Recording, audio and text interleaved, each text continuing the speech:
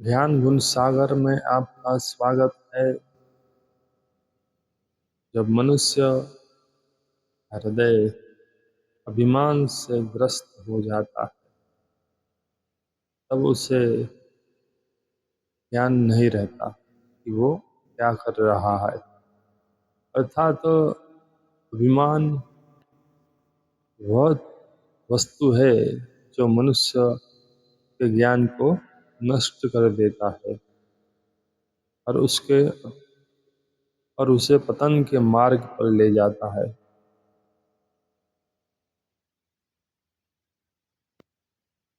लोग कहते हैं कि रावण बहुत बड़ा ज्ञानी था।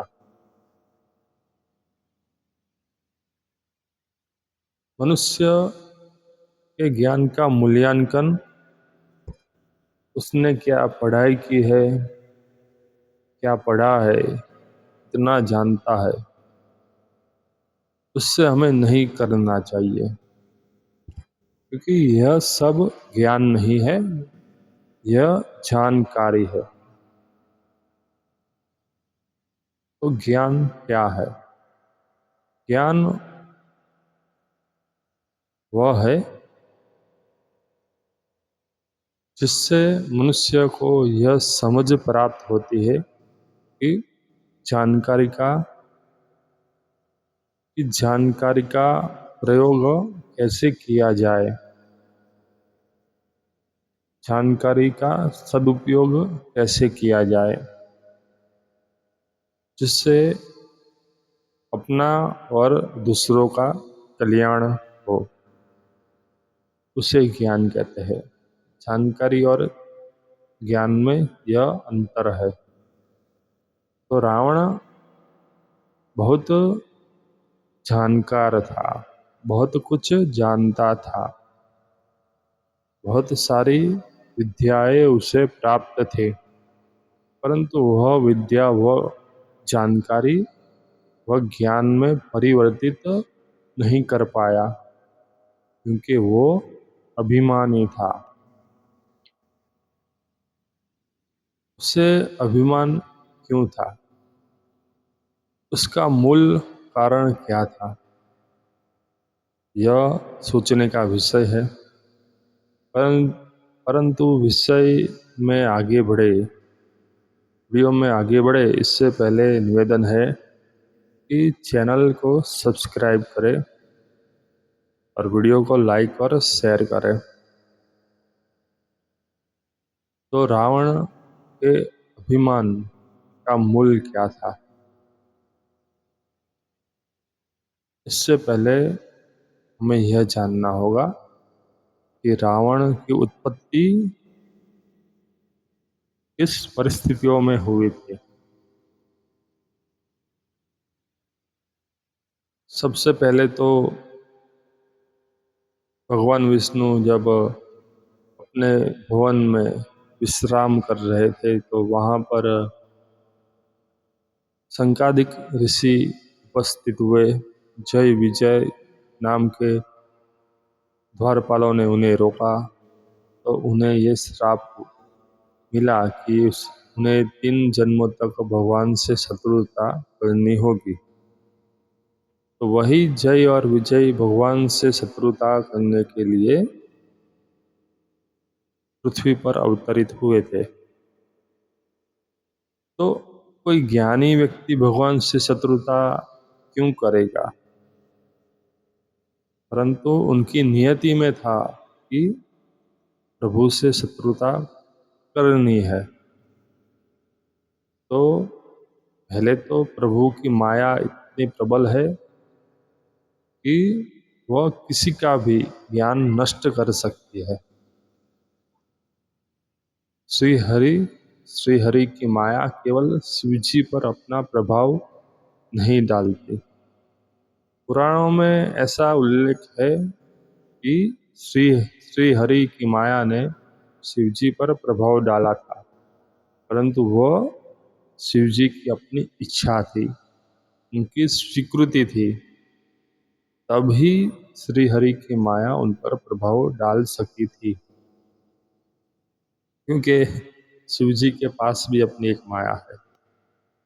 जोग माया, जो संसार की माता है, जिन्हें हम जगदम्बा कहते हैं।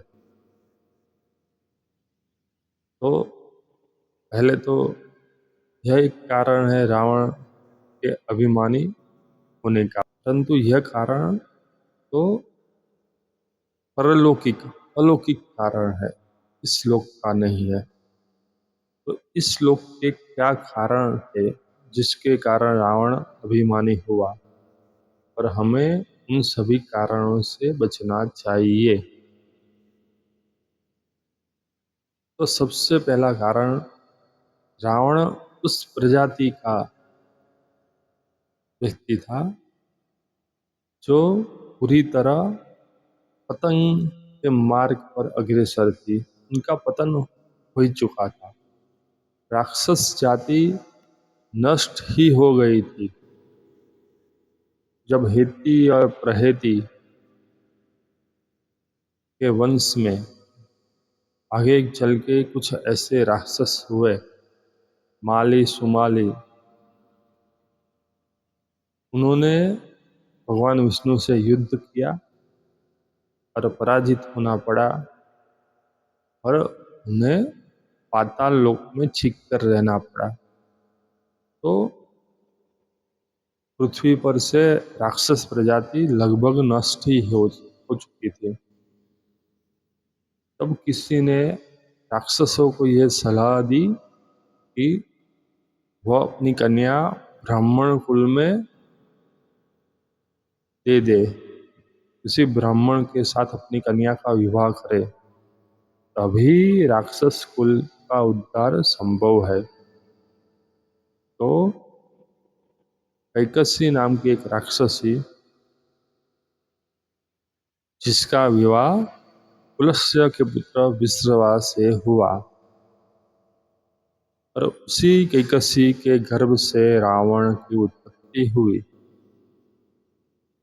रावण ने अपने पिता के गुण को नहीं अपनाया, न ही पिता के धर्म को अपनाया। उसने राक्षसी प्रवृत्ति को चुना, माता के धर्म को अपनाया। तो वह अपनी राक्षस प्रजाति में पहला व्यक्ति था जो सभी प्रकार की विद्याओं से संपन्न था और सबसे ज़्यादा जानने वाला था, सबसे ज़्यादा बलवान था। रावण ने अपनी मरती हुई प्रजाति को बचाया पर उठाया।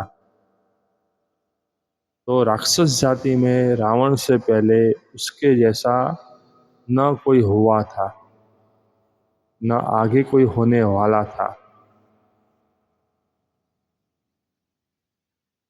तो स्वाभाविक है उसके अंदर अपनी शक्तियों का अहंकार आ गया। यह शक्ति ही है जो मनुष्य को अभिमानी बनाती है। मनुष्य के मन में सत्ता और शक्ति और धन आदि के कारण अभिमान आ ही जाता है, और यह अभिमान ज्ञान को नष्ट कर देता है। अभिमान के कारण व्यक्ति अपने से ऊपर किसी को देख नहीं सकता। हर शेर के माथे सवा शेर होता है, परंतु अभिमानी यह बात भूल जाता है। तो रावण ऐसा ही एक अभिमानी व्यक्ति था। इसलिए यह कहना कि रावण बहुत बड़ा ज्ञानी था, यह कहने वाला स्वयं अज्ञानी है। रावण ज्ञानी नहीं था। ज्ञानी होता तो वह स्त्रियों का बार बार अपमान नहीं करता,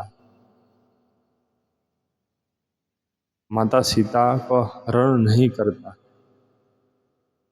माता सीता उसकी मृत्यु थी, उसने किसी नारी का नहीं, अपनी मृत्यु का हरण किया था। यह ज्ञानी व्यक्ति के लक्षण नहीं है।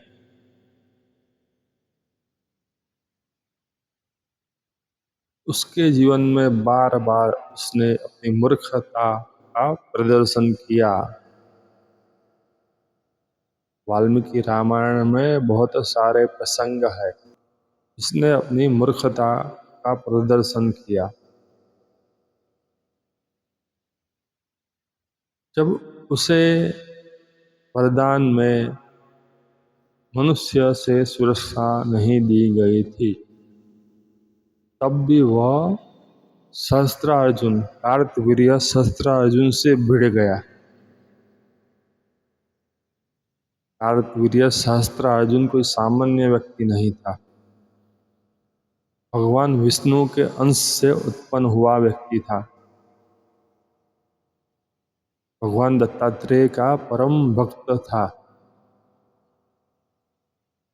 उसको हरा पाना रावण के लिए असंभव कार्य था। कोई भी सहस्त्रार्जुन को पराजित नहीं कर सकता था। तब सहस्त्रार्जुन ने भगवान दत्तात्रेय से ऐसा वरदान मांगा कि उसे पराजित करने वाला कोई योद्धा उसे चाहिए, जो युद्ध में उसे संतुष्ट करे। तो अपने अहंकार के कारण सहस्त्रार्जुन ने भगवान दत्तात्रेय से ऐसा वरदान मांगा।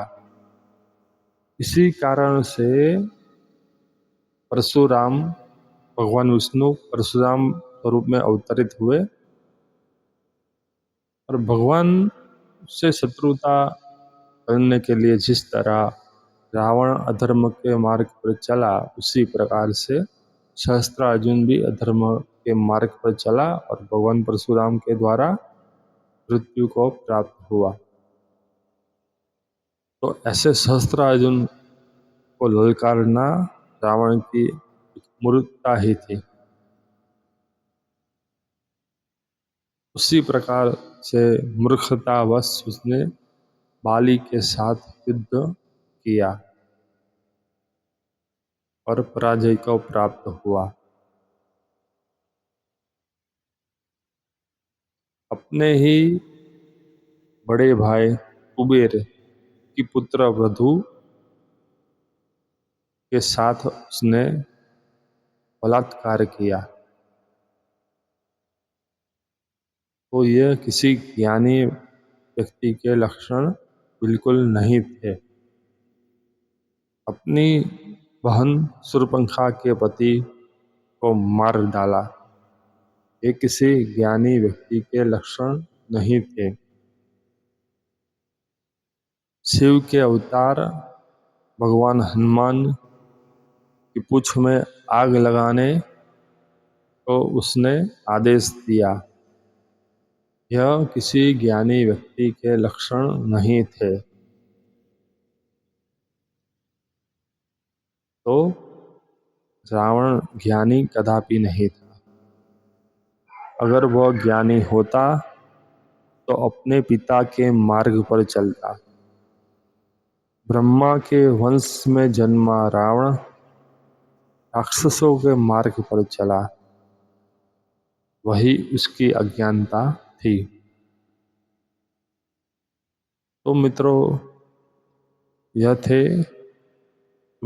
थी रावण की अज्ञानता के विषय में कुछ बातें। आपको यह पसंद आई हो तो वीडियो को लाइक और शेयर कीजिए और चैनल को सब्सक्राइब कीजिए। धन्यवाद।